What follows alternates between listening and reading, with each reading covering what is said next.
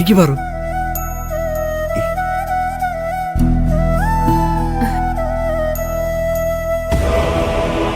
അസുഖമുള്ളപ്പോ എന്തിനാ പാറു ഒറ്റയ്ക്ക് വന്നത്? പ്രിയനെ കൂട്ടായിരുന്നില്ലേ? ഇപ്പൊ കുഴപ്പമൊന്നുമില്ല ഏട്ടത്തിയമ്മ. എന്നോട് സംസാരിച്ചതിന് അച്ഛനും അമ്മയും തന്നെ വഴക്ക് പറഞ്ഞു. ഇല്ല ഏട്ടാ, നിങ്ങളെ പെട്ടെന്ന് കണ്ടപ്പോഴുള്ള ദേഷ്യത്തില് അച്ഛനറിയാതെ നിയന്ത്രണം വിട്ട് എല്ലാവരുടെയും മുന്നിൽ വെച്ച് അങ്ങനെ പ്രതികരിച്ചു പോയതാ. അദ്ദേഹം ദേഷ്യപ്പെടുന്ന ഞാനും പ്രതീക്ഷിച്ചിരുന്നു.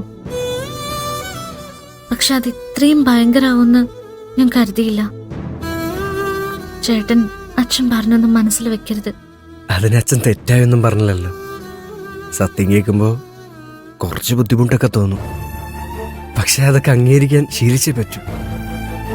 നമ്മുടെ കുടുംബത്തിന്റെ ഇപ്പോഴത്തെ അവസ്ഥയ്ക്ക് കാരണക്കാരൻ ഞാനാ. അച്ഛൻ പറഞ്ഞതൊന്നും തെറ്റായി എനിക്ക് തോന്നിയില്ല. അദ്ദേഹത്തിന്റെ ദേഷ്യത്തിനൊരു ന്യായമുണ്ട്. അദ്ദേഹത്തിന് മുന്നിൽ എന്ത് ചെയ്തിട്ട് വീണ്ടും നല്ല പേരെടുക്കണം എന്ന് മാത്രമേ ഞാനിപ്പോ ചിന്തിക്കുന്നുള്ളൂ. അദ്ദേഹം എന്നെ വഴക്കു പറഞ്ഞോർത്ത് നീ വിഷമിക്കണ്ട. അത്രയും ചീത്ത പറഞ്ഞപ്പോ എന്നോടുള്ള അദ്ദേഹത്തിന്റെ ദേഷ്യം ഒരു തരിയെങ്കിലും കുറഞ്ഞെങ്കിൽ അതിലെനിക്ക് സന്തോഷമുള്ളൂ. ഏട്ടത്തിയമ്മയും അച്ഛനോട് ക്ഷമിക്കണം. ദേഷ്യത്തില് പറയാൻ പാടില്ലാത്ത പലതും അച്ഛൻ പറഞ്ഞുപോയി. അതൊന്നും മനസ്സ് വെക്കരുത്. കാർത്തി പറഞ്ഞത് തന്നെയാ എനിക്കും പറയാനുള്ളത്. അച്ഛന്റെ ഭാഗത്ത് തന്നെയാ ന്യായം. നിന്റെ അമ്മയുടെ സ്ഥാനത്ത് മറ്റാരെങ്കിലും ആയിരുന്നെങ്കിൽ എങ്ങനെ പ്രതികരിക്കുമെന്ന് എനിക്ക് ചിന്തിക്കാൻ പോലും കഴിയുന്നില്ല. അമ്മയായതുകൊണ്ടാ അത്രമാത്രം പറഞ്ഞു നിർത്തിയത്. ഞങ്ങൾ കാരണം നിങ്ങളുടെ കുടുംബം അനുഭവിച്ചതിനെ പറ്റി അച്ഛൻ പറഞ്ഞപ്പോ ഞാൻ കുറ്റബോധം കൊണ്ട് നീറുകയായിരുന്നു. ഇനിയുള്ള ജീവിതം ആ തെറ്റിന് പ്രായശ്ചിത്തം ചെയ്യാൻ വേണ്ടിയായിരിക്കും ഞാൻ ശ്രമിക്കുക. ഏട്ടത്തിയമ്മയുടെ മനസ്സ് അച്ഛനും അമ്മയും കാണാതിരിക്കില്ല. നിങ്ങൾ അവരെ വൈകാതെ കുടുംബത്തിന്റെ ഭാഗമായിട്ട് അംഗീകരിക്കും. അതൊക്കെ നടക്കുമ്പോ നടക്കട്ടെ. നീ ഞങ്ങൾക്ക് വേണ്ടി അച്ഛനോട് സംസാരിച്ച് അദ്ദേഹത്തിന് മുന്നിലൊരു തെറ്റുകാരിയാവാൻ നിൽക്കരുത്. ഞാൻ കാരണം നിങ്ങൾ തമ്മിലുള്ള ബന്ധം തകരരുത്. നീ ഇങ്ങോട്ടാ വന്നെന്ന് അച്ഛനറിയാമോ? ഇല്ല. ഏട്ടനെ അവസാനമായിട്ടൊന്ന് കാണണമെന്ന് തോന്നി. അവസാനമായിട്ടോ? ഇനി വൈകാതെ ഞാൻ കല്യാണത്തിന് വേണ്ടി നാട്ടിൽ പോവല്ലോ. നിങ്ങളെല്ലാം വിട്ട് പോകുന്നതിനെ കുറിച്ച് ആലോചിക്കുമ്പോ ഒരുപാട് വിഷമം തോന്നുന്നുണ്ട്. നീ പൊക്കോ, പിന്നാലെ ഞാനും വന്നോളാം.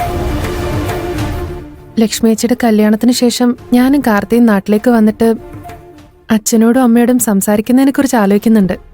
നിങ്ങൾ പോകുന്നതിന് മുൻപ് ഞാൻ പോവും. പക്ഷെ ചേച്ചിയുടെ കല്യാണത്തിന് മുൻപ് നമ്മുടെ കുടുംബം ഒന്നിക്കും. അത് ഞാൻ ഉറപ്പുവരുത്തും. നിങ്ങളെല്ലാവരും ഒരുമിച്ച് വേണം യാത്ര പറയാൻ. നീ എന്തൊക്കെയാ പറയുന്നത്? നിന്നോട് ഞങ്ങളിപ്പോ എന്തിനാ യാത്ര പറയുന്നത്? നീ ഇങ്ങോട്ട് തന്നെയല്ലേ തിരിച്ചു വരാൻ പോകുന്നത്? അത് ഞാൻ ചേച്ചിയോട് യാത്ര പറയുന്ന കാര്യം ഉദ്ദേശിച്ചത്. നിങ്ങളെല്ലാരും കൂടി ചേച്ചിയുടെ കല്യാണം നന്നായിട്ട് നടത്തണം. നീയോ അവിടെ തന്നെ ഉണ്ടാവില്ലേ? പിന്നെന്തിനാ ഇങ്ങനെ പ്രത്യേകം പറയുന്നേ?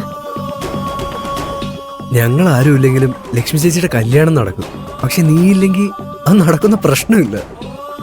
ഞാൻ ചേച്ചി ഒന്ന് വിളിക്കട്ടെ, നമുക്ക് എല്ലാവർക്കും കൂടി സംസാരിക്കാം.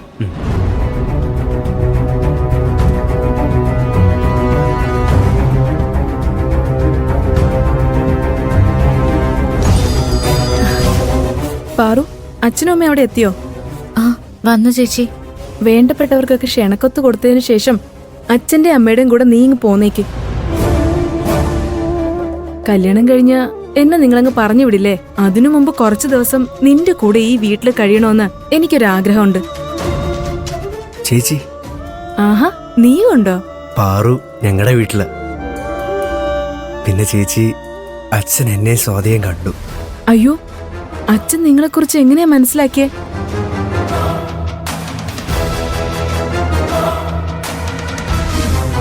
എന്ത് ധൈര്യത്തിലാ നീ ഇങ്ങോട്ട് കയറി വന്നത്? എന്റെ മകളാണ് ഞാൻ ചെയ്തെങ്കിൽ ഞാനപ്പോ തന്നെ ജീവൻ ഒടുക്കേനി. നിനക്കൊരു കുഞ്ഞുണ്ടാകുകയാണെങ്കിൽ അതൊരു ശാപമായിരിക്കും. ഇറങ്ങിപ്പോടാ. ഇതാ ചേച്ചി ഉണ്ടായത്.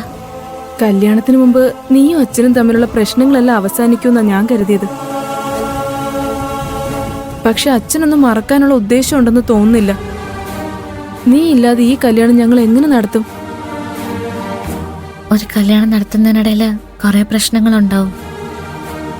ഇപ്പോൾ ഉള്ളതിനേക്കാളും വലിയ പ്രശ്നങ്ങൾ ഉണ്ടായെന്നും വരും. പക്ഷെ എന്തൊക്കെ സംഭവിച്ചാലും ഈ കല്യാണം നടക്കണം. ഇതിൽ നിന്നും പിന്മാറുന്നതിനെ കുറിച്ച് ചേച്ചി ഒരിക്കലും ചിന്തിക്കരുത്. എന്റെ ജീവൻ പോയാലും ഈ കല്യാണം നടക്കണം. ഛേ, വീട്ടിലൊരു നല്ല കാര്യം നടക്കുമ്പോ നീ എന്തിനാ മരണത്തിനെ കുറിച്ചൊക്കെ സംസാരിക്കുന്നേ? കല്യാണത്തിന് ആരൊക്കെ വന്നില്ലെങ്കിലും ശരി, നീ എന്റെ കൂടെ മണ്ഡപത്തിലുണ്ടാവണം. എന്റെ മനസ്സമാധാനത്തിന് വേണ്ടി ചേച്ചി ഒരു സത്യം ചെയ്യണം. എന്താ മോളെ? ഞാനില്ലെങ്കിലും ചേച്ചി സന്തോഷത്തോടെ കല്യാണം കഴിക്കണം. ഇത് അച്ഛൻ്റെ അമ്മയുടെയും അഭിമാനത്തിന്റെ പ്രശ്നം. ഇവളെന്തിനാ ഇങ്ങനെയൊക്കെ സംസാരിക്കുന്നത്? എനിക്കൊന്നും മനസ്സിലാവുന്നില്ല. നീ എന്തിനാടി ഇങ്ങനെ ഓരോന്ന് ചിന്തിച്ചു കൂട്ടുന്നേ? എന്റെ കല്യാണത്തിന് നീ കൂടെ ഇല്ലാതെ എവിടെ പോകാനാ? ഞാൻ ചേച്ചിയുടെ കൂടെ എപ്പോഴും ഉണ്ടാവും.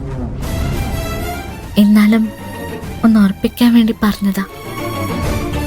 ചേച്ചിയുടെ കല്യാണം ഒരു തടസ്സവും കൂടാതെ നടക്കും. നീ വെറുതെ ഓരോന്നും പറഞ്ഞ് എന്നെ പേടിപ്പിക്കല്ലേ. നമ്മുടെ കുടുംബം മുഴുവൻ കഷ്ടപ്പെട്ടത് ചേച്ചിയുടെ കല്യാണം നന്നായി നടത്താൻ വേണ്ടിയാ. അതിൽ നിന്നും ചേച്ചി ഒരിക്കലും പിന്മാറില്ലെന്ന് എനിക്ക് ഉറപ്പ് തരണം. ശരി, ഞാൻ പിന്മാറില്ല. മതിയോ? മതി, എനിക്ക് സന്തോഷായി. ഞാൻ വെക്കട്ടെ. ശരി കാർത്തി, സമയം കിട്ടുമ്പോ വിളിക്ക്. ശരി ചേച്ചി. ഇന്ന് ഞാൻ പോട്ടെ ഏട്ടാ. ഇത്രയും പെട്ടെന്ന് കഴിച്ചിട്ട് പോവാ? വേണ്ട ഏട്ടാ, പിന്നൊരിക്കലാവാം. ഞാൻ നിനക്കുണ്ടാക്കിക്കൊണ്ട് വന്ന ഭക്ഷണം അച്ഛൻ ദേഷ്യത്തിൽ തട്ടിക്കളഞ്ഞില്ലേ?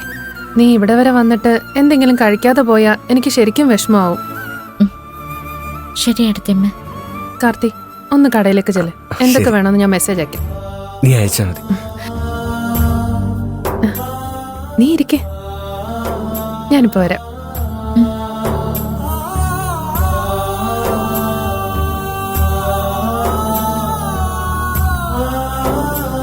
ഇനി ഒരിക്കലും നിങ്ങളുടെ കൂടെ ഇരുന്ന് കഴിക്കാനുള്ള ഭാഗ്യം എനിക്കുണ്ടാവില്ല. എന്നെക്കുറിച്ചുള്ള അവസാനത്തെ ഓർമ്മകൾ നല്ലതാവട്ടെ.